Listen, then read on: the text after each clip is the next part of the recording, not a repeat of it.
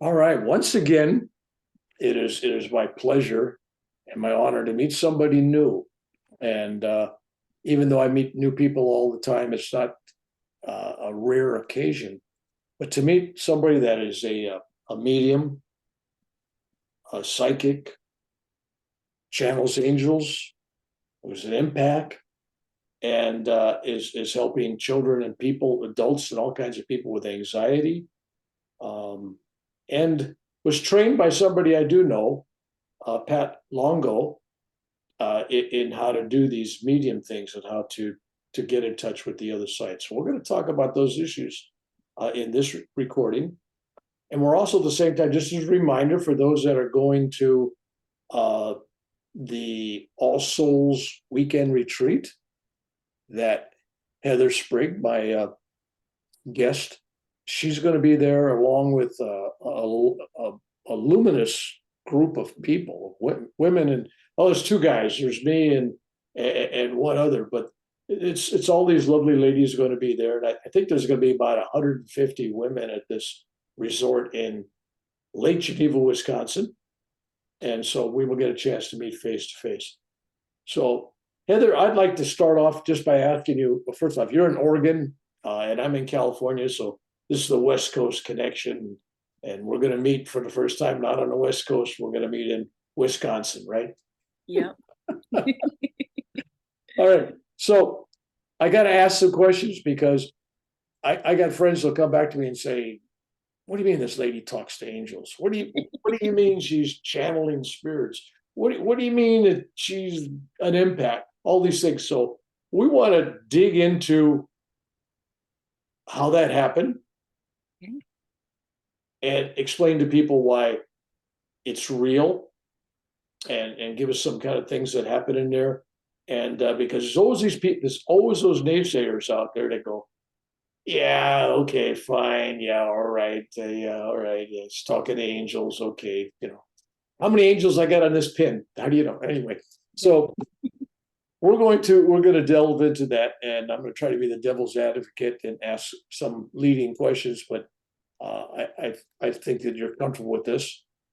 The only thing I've seen you do besides a couple of radio shows, I saw you on a Chicago, I think it was Chicago or a Great Lakes television station doing you read one of the TV peoples on a morning show. You get a reading for them, and you talked about anxiety and all that, and energy, which we want to talk about as well. All right, Heather, introduce yourself. What do we need to know about you, and how in the world did you end up going from, I'm assuming, a regular housewife, a regular mother, and a regular human being, and all of a sudden now you got people lining up wanting for you to read for them and get in touch with angels and things.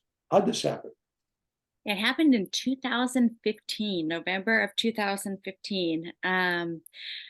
I was just going about my regular life, getting ready for the holiday season. It was the fall of 2015, getting ready for Thanksgiving and Christmas. And I was so excited.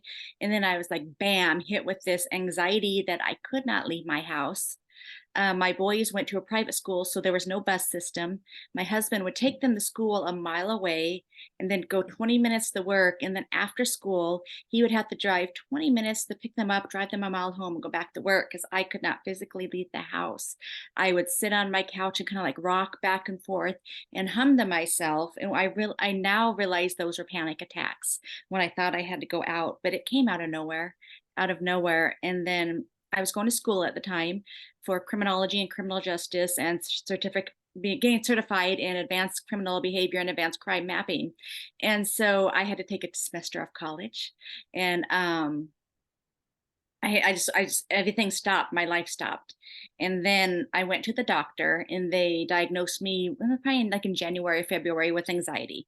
They gave me Klonopin and I was supposed to take just a couple of days and I was tripling that just to get through the day. I almost passed out in Fred Meyer grocery store once from anxiety from having to be in there.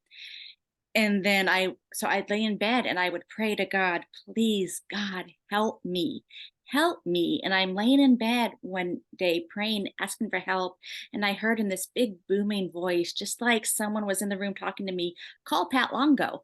And I'm like, what? And then it's like, call Pat Longo. And I'm like, wait, who the hell's that? I'm like, so I looked it up. I'm like, okay. She's Teresa Caputo's mentor and teacher. Why would she want to help me? And at that point, I didn't even know if I believed energy work could happen remotely. So I'm like, how she's going to help me? What's she going to be able to do? So I ignored the voice and thought I was just going even more crazy until I kept praying. Please God help me. And I heard it again. Call Pat Longo. Kind of like, like, come on. I told you once. And so finally I messaged Pat, and it goes to her sister Eileen. And I go, I think I might be crazy, or I need Pat's help. And she goes, you're not crazy. I'll get you an appointment with Pat. And it just so happened this was on a Friday. My son's birthday was on the coming Tuesday, and I really wanted to be able to leave the house for his birthday to go out. And she had a cancellation and got me in on that Monday. And so as soon as I heard Pat's voice, I was instantly put at ease. And she told me, you're an empath. At this point, we didn't know I was a medium or anything like that. And she taught me how to protect my energy, how to bubble, all about anxiety, how to ground. And at that point, I had been diagnosed with fibromyalgia pretty bad. I was falling downstairs, my legs were giving out. And she had told me that she figured that was a symptom of my all the energy I was absorbing. So she cleaned my energy out, and the next morning I woke up vibrating and like physically shaking and hearing spirits. It just happened that fast, and never had another fibromyalgia symptom, by the way, once I started keeping my energy clear. And so after that, I was hearing spirits, and she told me I was a medium.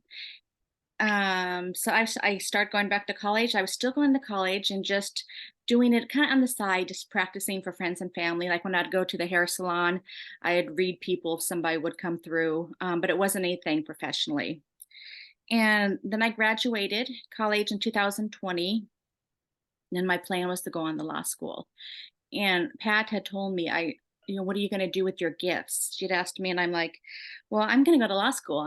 I'll use my intuitive gifts, my mediumship as a lawyer. I was going to be a prosecutor. And she laughed. She goes, some people don't get to do that. Some people have to use their gifts. She goes, we'll see, Heather, we'll see. And I'm like, yeah, right. I'm in charge. I'm doing it. Sure enough, Spirit told me, no, you're working for us. You're working for us. You're not going to law school. Didn't go to law school. And then I take an energy healing course, got certified in crystal Reiki as a certified crystal Reiki master. And then during meditation one day, the angels came forward and they started showing me how they wanted me to heal. And so I'm laying there, eyes closed, laying down, arms in the air, mimicking what they're doing, making energy balls and like sending them into doing that stuff. And I woke up and I knew how to heal with the angels. They had taught me I was in a trance, and I woke up knowing all this and how. So now I use angelic healing when I heal with the angels. That fall, I joined a course, and I think it was a 12-week course in channeling. I didn't know what the hell channeling was. I thought it was regular mediumship, and I felt guided to do it. Turns out channeling it's a form of mediumship, but it's different. It's where instead of having like the angel or spirit speaking to you out here and you relaying the message, they take over and they speak through you. And there's different layers. It's like light channeling, medium channeling, heavy channeling, trance channeling. And it turned out I was really good at it. I really was good at it. I found my thing. And the angels was what I connected with. Channeling Archangel Michael for the first time. My body was shaking with his energy. It was shaking the first time he entered my body and I spoke from him. It was just amazing. I was hooked, and I realized that was working with the angels and being a voice for the angels was my calling. And I've been talking to angels and working with them since then. So you trained with Pat Longo, and who'd you train with for the channeling, or was it she did that too? The channeling was they're not someone that I'm comfortable advertising for. It wasn't, I got my gifts from, I opened up, but it wasn't a great experience. I wouldn't want to recommend them. Okay. So now you discovered that you're doing this. Did your husband look at you and say, hey, did you fall off the edge here? Should I be worried about you? Or he accepted this? What was going on there? He was a little concerned after paying for my degree and everything and having student loans. But I sat him down one day, and he has a lot of family members who had passed, like his grandparents, on his dad's side before he even met me. So I did a mediumship reading on him, and I brought up the kitchen his grandparents lived in, his grandma, her mannerisms, him riding his grandpa's truck down the long driveway, what they had for breakfast, and just all this stuff. Then I brought through his friend from high school that had passed, that I didn't know anything about. I brought through exactly what his tombstone, because I asked, give me validation. And he described his tombstone, and Davey was like, there's no way, that's not on the internet. It's not anywhere. It happened in the early 90s. It's not like you can Google it. And since then, he was completely believed in it. Well, that's important. Now your children now are obviously college or beyond. My oldest graduated from college last year, and my youngest is a sophomore in college. Okay. All right. So now you're out in the world. You're not practicing law, but you're pursuing this. Yes. And what is it that you discovered in the process of doing this? What have you discovered for helping people? You're helping yourself, obviously. I'm assuming that the anxiety's gone away, the medical problem you had has gone away. What have you discovered about what gifts you have that can actually help other people, and how are you doing that? One of the things that the angels have told me they want me to focus on is restoring mankind's faith in God and the angels and leading with grace. So went through my messages to give them messages that will restore faith, and give them guidance, give them proof that the angels are there, that the angels want to work with them, the angels love them and want to be part of their life, because the angels want that relationship, that connection that anybody can have with them. Back in the time of Atlantis, the angels worked one-on-one with people, and many of us who are here now have had past lives from the time of Atlantis where we worked one-on-one with these angels. And throughout current times and programming, we have been taught that the angels don't have personalities, that you don't pray to the angels, and we've kind of been pushed away from the angels. But they don't want that. In order to ascend and raise our vibrations and continue on that journey, we need to have that connection, that working relationship to the angels, and that's what they crave. And that's what I try to provide with people through teaching them energy signatures, so they know what angel they're working with and when, and how they can tell, because there's stranger danger. You don't want, spirits, if they lied in life, they're going to lie when they're past until they cross over. When somebody crosses over, they're just a soul without a body until they go into the light. So there's nothing to stop them from lying. If they lied on earth, they're going to lie until they cross over and go back into the light. And a lot of people mistake, these spirits, or these ones that are the bad guys of the spirit world, the evil ones, if you will. Oh yeah, I'm an angel, and they give the false information and people believe it. So I teach energy signatures so people will know when it is the angel, because we all feel the angel's energy in a unique way depending on our gifts, like whether we're clairsentient, clairvoyant, clairaudient. It depends on our gifts, and it's like a unique fingerprint that is unique to them and how we feel it. So like for me, I feel Archangel Michael right through here. When I call Michael in, he's the one who works with me for all my readings, I'm like, are you here, Michael? And I will feel it light up here when he's here. I feel Azrael here, Mother Mary through this area, and I feel most of the angels in my upper body here, but it's different for everybody.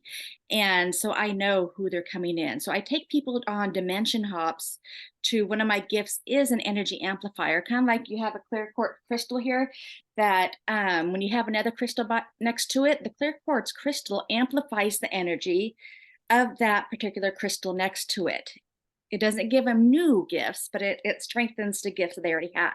And that's one of the things I do for people when they connect to me. I strengthen their own gifts. And I can guarantee who's coming through for them. If I take them, say, to the seventh dimension, the angel's playground, to meet Archangel Michael, and they're connected to me, and I take them there, I know and I can guarantee that it's Archangel Michael coming through. And I walk them through, where do you feel his energy? That is his energy signature for you. So you know when you call in Archangel Michael, or Spirit says, I'm Archangel Michael, you know what they're telling the truth. All right. So somebody comes to you. How do you decide what you want to do? Or is that a decision that's just totally intuitive and you don't spur of the moment thing? Do you channel? Do you call upon the angels? Do you ask questions? How do you make this opening? In other words, let's say I came to you, all right, and I'm sitting down there and I'm saying, okay, so where would you go from that? I would, if you didn't have anything particular you wanted to ask Archangel Michael, I would just let him take over and start answering questions, just like I would, just like you would talk to your regular spirit. He talks to me a lot like regular mediumship, gives me signs, symbols. Sometimes I do through claircog. He doesn't always channel through me. Sometimes he will channel through me, but I go back and forth. So I let him lead it, just like I would if your grandfather was coming through, what he wanted to say and share, because Michael knows what they need to hear. And I set the intentions. He's my gatekeeper. I set the intentions that the messages he provides be for the person's highest good only, to give them guidance, to give them closure, to help them with their spiritual growth and any healing that they need to move forward. So the messages take on those kind of tones. I don't get into anything that's going to bring up something that's bad, or anything that's going to make them feel bad or bring them back into more trauma or relive it, unless Archangel Michael thinks it's necessary. He calls the shots, and then I will follow his lead. All right, so you're not solving their life problems. You're not saying do this, do that. You're Oh, no. basically opening up and saying, here's some things going on.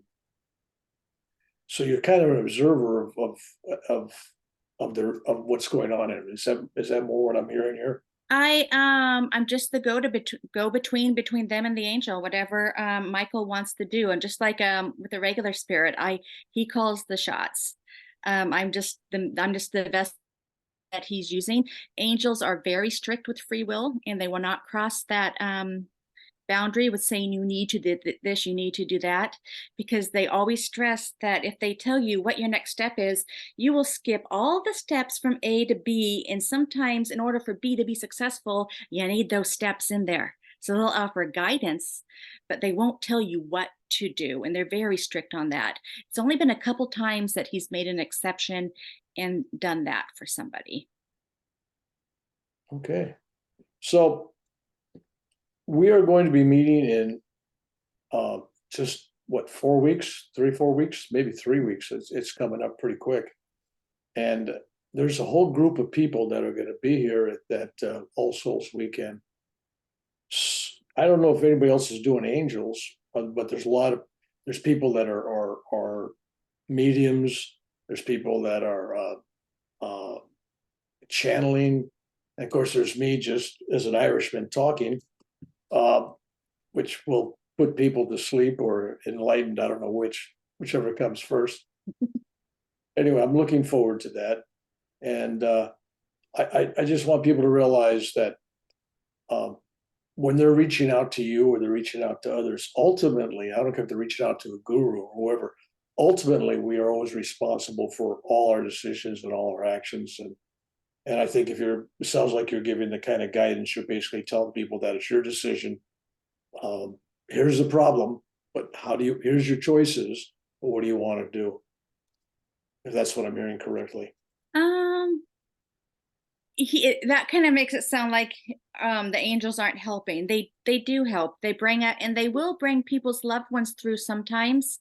Like a lot of people feel guilt. A lot of people feel guilt, and the angels will bring up certain instances they feel guilt. For example, like Archangel Michael will tell me that they're feeling guilt because of a they feel like they didn't do enough for, let's say, their father before he passed away, and they don't think their father knew that he loved him. And Michael will say, your father is right here, and that he says this, this, and this, and this, and you can release that, and he will help people heal from that. But he will bring up specific situations that they are needing to move forward from. So that it's not like they're generic messages. They are aimed at what people need to move forward and release to heal. Okay, I better understand what you're doing now. All right, so where are you going with this thing? You're still young. You still got a life ahead of you. Uh, is this something you're going to be expanding, or pretty much are you happy doing what you're doing now and at the level you're doing, or are we looking to? You got a book coming? Let me ask that question. You got a book coming? I do, and Jen Weigel is my ghostwriter. Not too much of a ghost anymore, right? Yeah. And is that going to be an autobiography? It's going to be a little bit how I came into this journey, and it's going to be some of the messages that the angels really want people to know to restore faith and hope and to navigate the times we're going through. Some advice and encouragement from the angels and what to expect, and as we move forward. You got this something I said we were going to talk about because anxiety was really crippling for you emotionally and your social life and family life. Uh, I'm sensing, and I think I've read or you've talked about it, that people with anxiety are coming to you as a source. Mhm. But they're saying you've overcome it.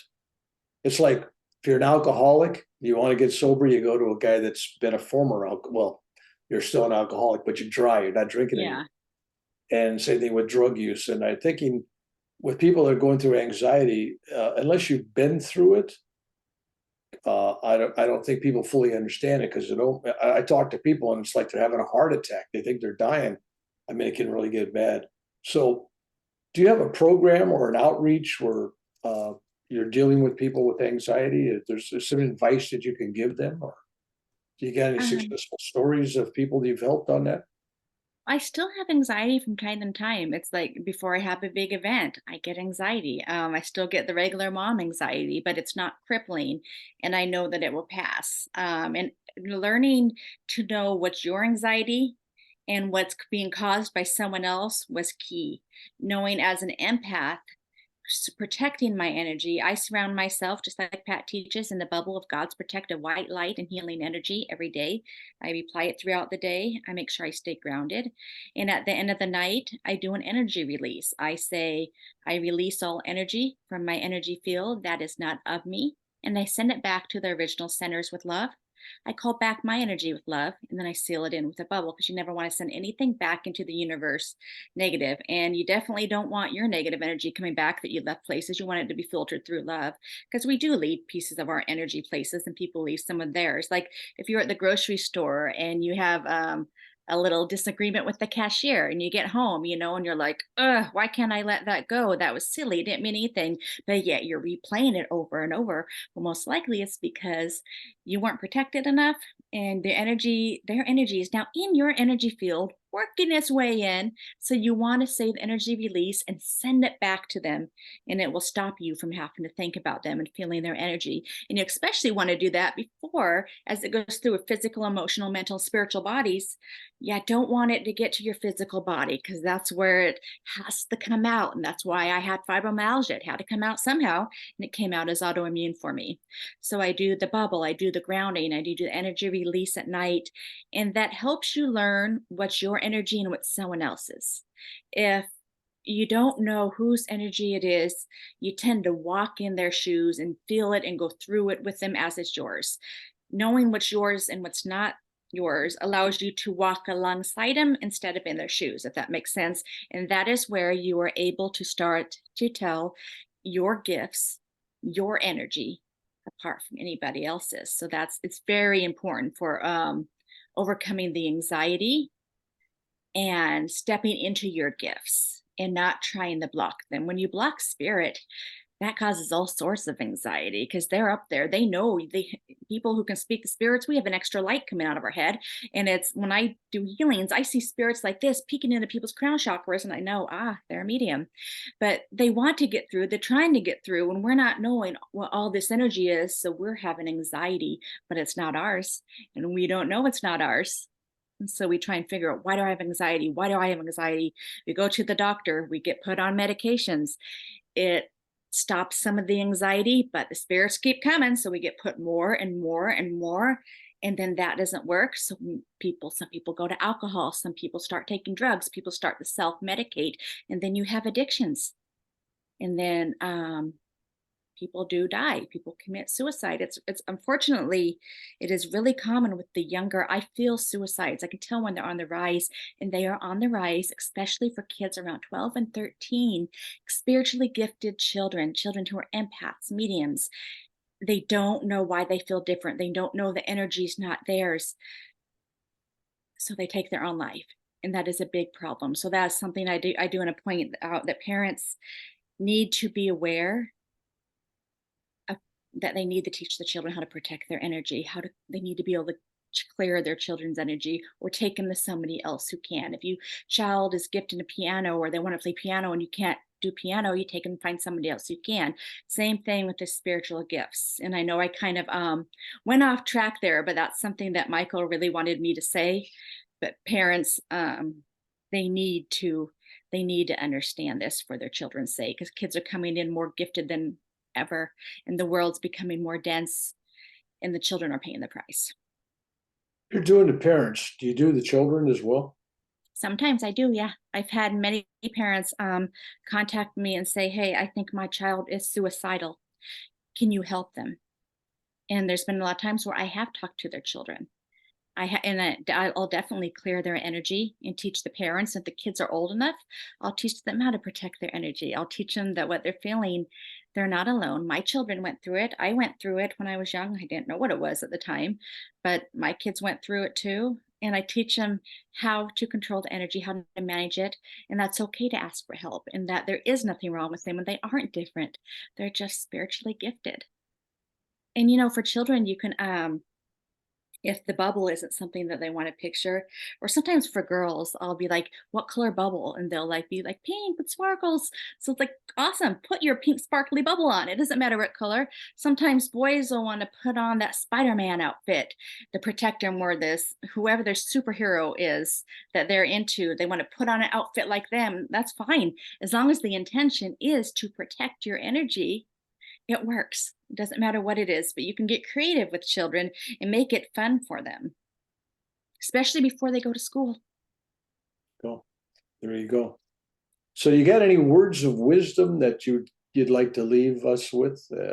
I know that you probably give, you're probably giving Zoom class. Do you give Zoom classes? I have an angel membership that I do. Yeah. Okay. So I'm thinking people could get more specific in their questions, and I'm kind of sorry that I didn't open this up to a couple other people to join this broadcast, because I'm sure as soon as we finish this, there'll be people watching this saying, "Well, why didn't you ask this? Why didn't you ask that?" Like somebody's going to ask, "Well, grounding. What do you mean by grounding? Are you taking your shoes off? Or how do you ground?" Okay, just for example, how do you ground? How do you Okay. ground? How do you teach? Um, I actually ground by if it's in the sun, I live in Oregon, so it's depends on the weather. If it's in the summer or late spring, early fall, I stand outside in the grass and I ask Mother Gaia, who by the way has like an angelic divine being in her, and Earth is just her vessel, just like we are just a vessel. So when we talk to Mother Earth and Mother Gaia, we are talking to a divine intelligent being. I ask her to send cords of her energy, grounding energy, up through the earth, through the soles of my feet, through my body, and pull any excess energy that is not serving my highest good, and pull it back through the earth. And I picture it. I picture it happening. Sometimes just walking barefoot around helps. But what I do more than anything is like when I'm busy, or when you're driving sometimes and you're driving down the road and you're like, whoa, how did I get there? Or you're like, whoa, how did that happen? Well, that's signs that we're ungrounded, when we feel like we're flighty, tripping over our words, stumbling over our feet, walking in the walls where we've lived in this house forever, signs that you're ungrounded. I'll simply say, please, spirit guides and guardian angels, please anchor and or ground me to the best possible dimension or vibration for me. And just like that, they ground me. And I've tested this too. I've checked my chakras. I've checked my earth star and root chakra. And when I know I was unbalanced and they were extremely overactive. And then I've done this and I've checked with a pendulum and I've been grounded afterwards. Another cool way to balance your chakras and ground is the Lord's Prayer.